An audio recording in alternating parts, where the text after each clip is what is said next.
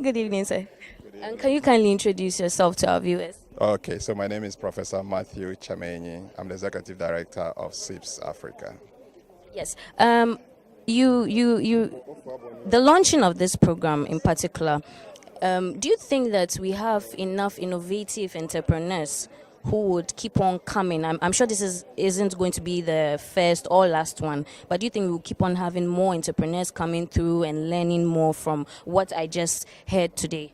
Absolutely. I think for us, when we started this, I think our hope is, and we would like to extend this to the rest of Africa, but because it's a 4 month program, our idea is that once the first batch or the first cohort actually completes, we're going to then recruit the next batch. Even within CEIBS alumni network alone, we have enough businesses, and then we're going to expand it beyond the CEIBS alumni network.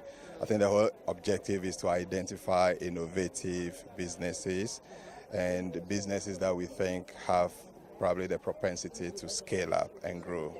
So definitely, I think there are, even as the economic counselor from the Chinese embassy said, Ghanaians are hungry.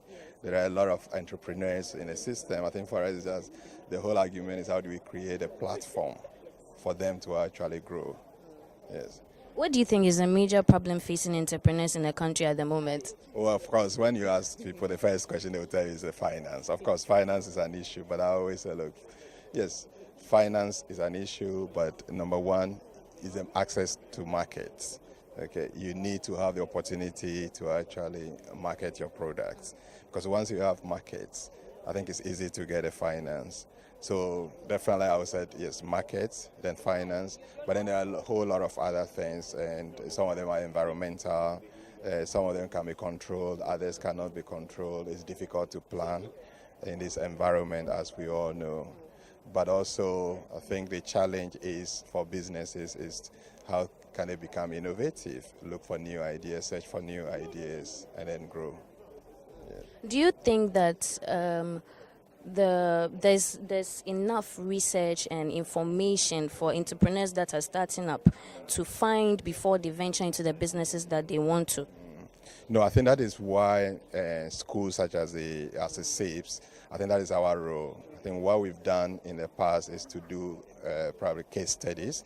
We're actually now doing a research that we started last year on African Business Survey, where we survey entrepreneurs and managers to identify some of the opportunities and the challenges. So there are research, some studies, but they're all scattered. But what we are doing as an institution is to put this together. We've been creating an African case center, focusing a lot on Ghanaian businesses, but also bringing businesses from other parts of the continent, and then to gather data to be able to aggregate all this, bring all this data together for entrepreneurs to use and advise them. And that's why they have to come on programs such as this. Yes. Do you have any last words for entrepreneurs who are not here but are watching us presently? For us, what we're saying that if you want to grow and want to develop your business, I think CEIBS has a platform. We run a number of other programs. Apart from this Accelerator program, we have programs on women entrepreneurship. We have programs on owner director for owners and directors of businesses, and we do short-term programs.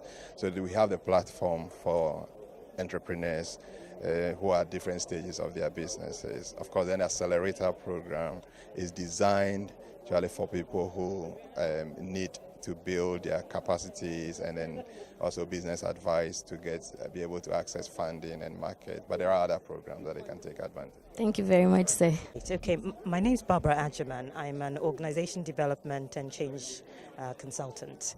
I run a business called Genesi Associates, and we have a flagship program called the Africa Series, which is exploring leadership in the African context. In your line of business, have you come across a lot of women entrepreneurs? I have, and I have a real passion for that. Not least because I'm a woman, but also that, I think women have a lot of potential.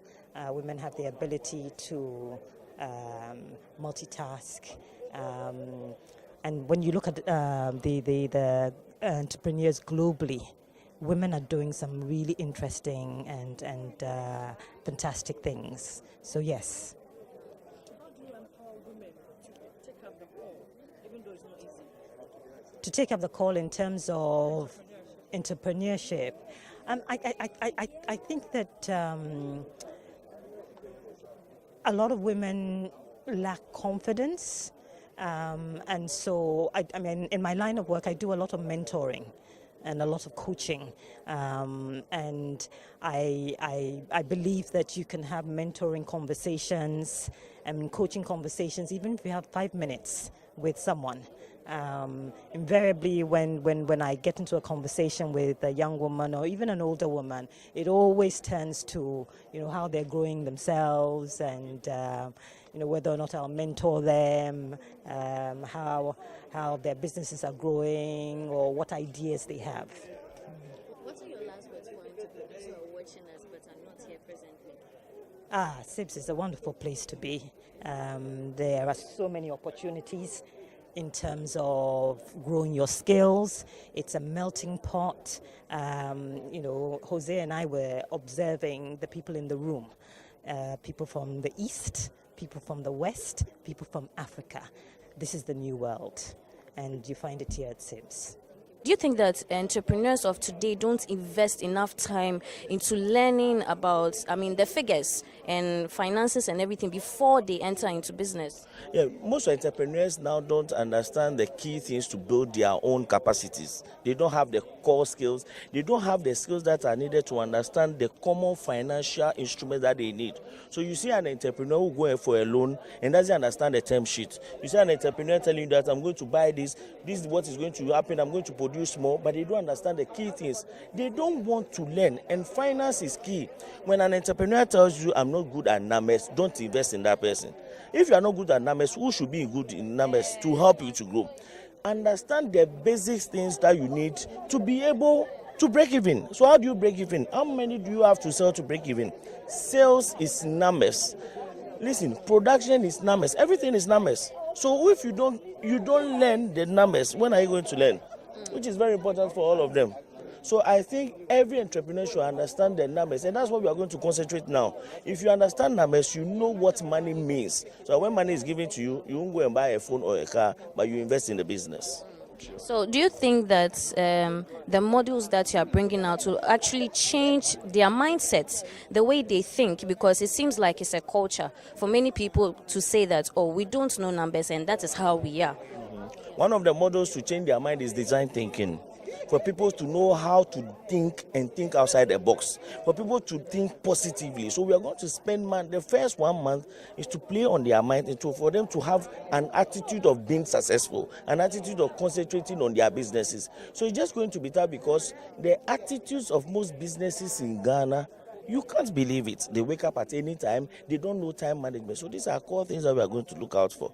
So that in the first training, their mind will be affected on how they have to think. Thank you very much.